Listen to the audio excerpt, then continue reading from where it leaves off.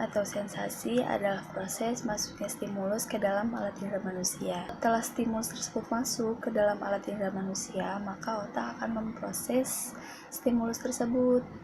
Persepsi adalah proses pemahaman pemberian makna atas informasi yang didapat dari stimulus. Stimulus didapat dari penginderaan manusia mengenai objek, hubungan antar gejala yang selanjutnya diproses oleh otak. Masuk ke proses persepsi. Apa sih persepsi itu? Persepsi adalah segala sesuatu yang kita maknai terhadap stimulus yang diterima melalui panca indera. Persepsi ini tergantung pada pengalaman dan referensi dari masing-masing individu. Nah, persepsi merupakan inti dari komunikasi. Jadi, apabila persepsi yang kita buat itu akurat, maka komunikasi pun akan berlangsung secara efektif. Kemudian, penafsiran atau interpretasi merupakan inti dari persepsi. Lanjut ke proses persepsi. Dedi Mulyana dalam bukunya Ilmu Komunikasi Suatu Pengantar menyebutkan ada 3 tahap proses persepsi. Yang pertama ada penginderaan atau sensasi, yang kedua atensi atau perhatian, dan yang ketiga penafsiran atau interpretasi, yaitu sensasi. Sensasi ini merupakan bagian dari persepsi. Nah, perbedaannya itu antara sensasi dan persepsi, kalau sensasi itu rangsangan yang kita dapat melalui panca indera, sedangkan persepsi itu makna dari rangsangan yang kita dapat melalui panca indera. Proses sensasi ini sendiri merujuk pada pesan yang dikirimkan ke otak melalui indera penglihatan, penciuman, pendengaran, dan lain sebagainya. Selanjutnya, atensi atau perhatian adalah pemusatan dari seluruh aktivitas individu yang ditujukan terhadap sesuatu atau sekumpulan objek. Jadi contohnya seperti ini. Seseorang sedang melihat suatu gambar, maka indera yang lebih dibutuhkan itu indera penglihatan. Karena gambar merupakan bentuk visualisasi, maka indera penglihatan lebih dominan dipakai atau digunakan dibandingkan indera yang lain. Interpretasi. Interpretasi adalah inti dari persepsi. Interpretasi adalah menafsirkan atau memberikan makna atas informasi yang kita terima melalui panca indera. Jadi, bukan berarti kita menafsirkan suatu objeknya secara langsung, melainkan kita menafsirkan informasi yang dipahami yang mewakili objek tersebut. Oke, teman-teman, secara singkat, bagan ini menggambarkan proses persepsi yang sudah saya jelaskan sebelumnya. Aziza, selanjutnya dalil persepsi. Dalil persepsi yang pertama, persepsi bersifat selektif secara fungsional, berarti objek-objek yang mendapat tekanan, biasanya objek-objek yang memenuhi tujuan individu yang melakukan persepsi. Dalil persepsi yang kedua, medan perkeptual dan kognitif, selalu diorganisasikan dan diberi arti. Kita mengorganisasikan stimuli saat konteksnya. Walaupun stimuli yang kita terima itu tidak lengkap, kita akan mengisinya dengan interpretasi yang konsisten dengan rangkaian stimuli yang kita persepsi. Dalil persepsi yang ketiga, sifat-sifat perseptual dan kognitif dari substruktur ditentukan pada umumnya oleh sifat struktur secara keseluruhan. Jika individu dianggap sebagai anggota kelompok, semua sifat individu yang berkaitan dengan sifat kelompok akan dipengaruhi oleh keanggotaan kelompoknya dengan efek berupa asimilasi atau kontraks. Dalil persepsi yang keempat, objek atau peristiwa yang berdekatan dengan ruang, waktu, atau menyerupai satu sama lain. Cenderung ditanggapi sebagai bagian dari struktur yang sama. Dalil ini umumnya betul-betul bersifat struktural dalam mengkelompokkan objek-objek fisik, seperti titik, garis, atau balok. Selanjutnya adalah pembahasan mengenai memori dan tahapannya. Memori merupakan suatu sistem terstruktur yang memiliki kemampuan untuk merekam, memberi tanda, menyimpan, menjaga, dan mengingat kembali informasi atau pengalaman berupa ingatan pada otak manusia yang pun diharapkan mampu membimbing manusia itu sendiri. Memori memiliki 3 proses tahapan, antara lain perekaman, penyimpanan, dan pemanggilan. Yang pertama adalah proses perekaman atau recording, yaitu proses pencatatan informasi melalui reseptor indera dan sirkuit saraf internal, sehingga prosesnya tidak diketahui secara pasti. Yang kedua adalah proses penyimpanan atau storage, yaitu proses menentukan jangka waktu, letak, atau bentuk suatu informasi tetap berada dalam otak kita, yang penyimpanannya bisa bersifat aktif ataupun pasif. Dikatakan menyimpan secara aktif apabila menambah informasi tambahan, yaitu dengan mengisi informasi yang tidak lengkap dengan kesimpulan kita sendiri. Sedangkan menyimpan secara pasif artinya terjadi tanpa penambahan. Proses yang terakhir adalah pemanggilan atau retrieval, yaitu proses pemanggilan kembali atau mengingat informasi atau ingatan dalam bentuk memori yang telah didapatkan atau telah ada sebelumnya.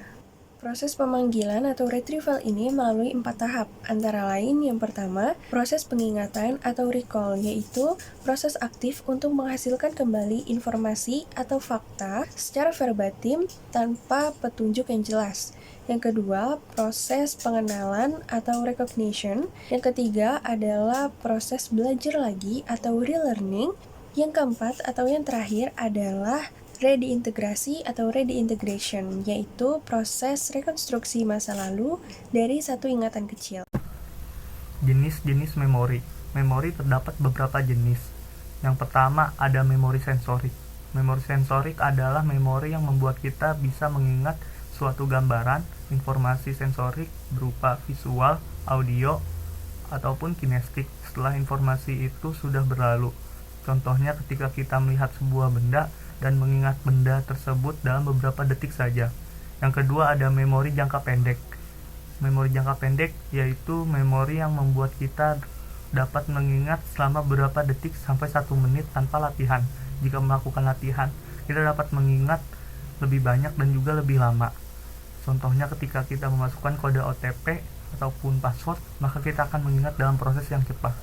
Yang ketiga ada memori jangka panjang. Memori jangka panjang adalah informasi-informasi yang disimpan dalam ingatan kita untuk keperluan di masa yang akan datang. Ketika kita membutuhkan informasi tersebut, maka kita akan melakukan proses retrieval.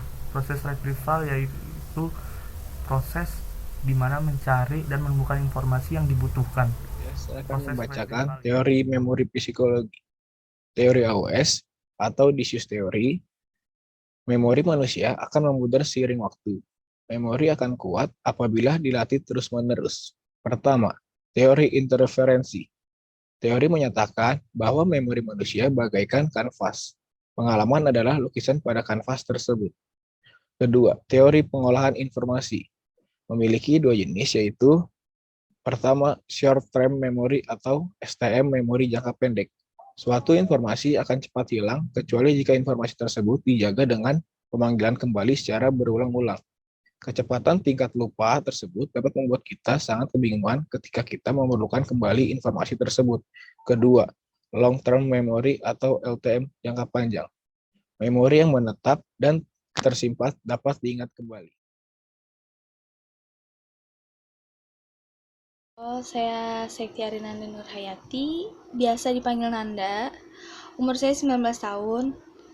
Saya akan mendeskripsikan bagaimana diri saya. Saya bisa disebut orang yang friendly karena saya mudah berbaur di setiap kelompok. Saya juga open-minded ke teman-teman yang sepatutnya menurut saya pantas untuk saya terbuka sama dia. Kalau untuk perasaan, ada kalanya saya di saat mood gak enak gitu. Ada kalanya saya mungkin mudah tersinggung. Tapi selebihnya oke. Tipikal orang yang happy, ceria itu ada sama saya. Tapi saya merasa belum dewasa di umur 19 tahun ini. Kayak yang masih merasa sikap Ya kayak anak kecil gitu. Sekian dari saya. Terima kasih. Perkenalkan, nama saya Veronica Sapitri. Mengenai konsep diri, saat ini saya mencintai dan menghargai proses yang ada di dalam diri saya. Konsep diri saya terbentuk dan dipengaruhi oleh persepsi orang lain. Konsep diri positif dalam diri saya, yaitu saya merasa bahwa saya sepadan dan setara dengan orang lain. Karena saya menyadari bahwa pengetahuan maupun kekayaan itu tidak dimiliki sejak lahir, melainkan bisa dalam proses belajar dalam hidup dan bekerja. Kemudian saya juga yakin dengan kemampuan yang saya miliki, sehingga saya menjadi lebih percaya diri.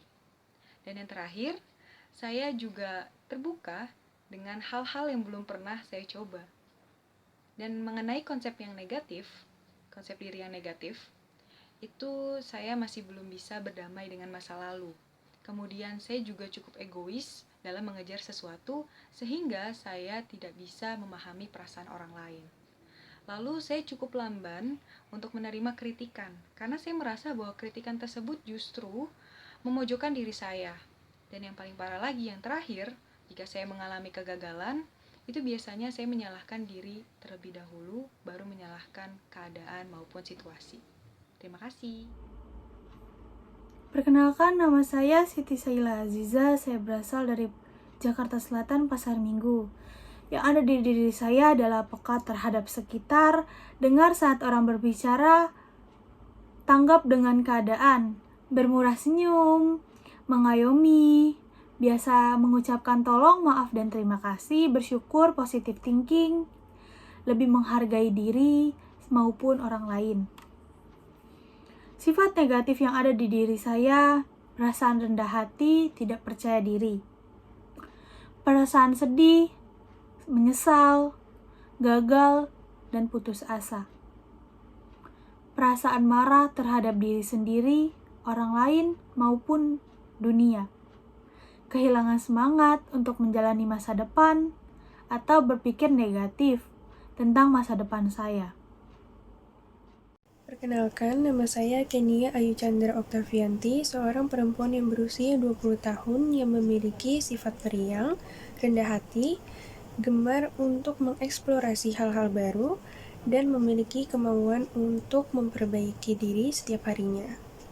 Namun, di samping itu, saya memiliki kekurangan dalam diri, yaitu sifat saya masih mudian dan mudah untuk overthinking. Perkenalkan, nama saya Imam Syamil. Saya memiliki beberapa kekurangan dan juga kelebihan pada diri saya, yaitu saya memiliki kelebihan seperti rasa simpati dan empati yang tinggi, dan juga saya mampu menjaga amanah serta tanggung jawab atas apa yang saya kerjakan. Kekurangan pada diri saya yaitu saya terkadang tidak percaya omongan orang lain, dan juga saya tidak dapat mengontrol emosi. Perkenalkan, nama saya Muhammad Riansyah. Saya berasal dari kota Depok. Saya memiliki sifat tidak mudah menyerah karena saya memiliki prinsip jangan menyerah sebelum mencoba. Kelemahan saya yaitu saya mudah emosi jika terdapat sesuatu yang tidak menyenangkan bagi saya. Tetapi keunggulan saya tidak pernah mengerjakan sesuatu setengah-setengah. Semua yang saya kerjakan harus benar-benar selesai. Menurut saya, hidup hanya sekali, jadi jangan menyanyiakan kesempatan yang telah dijalani.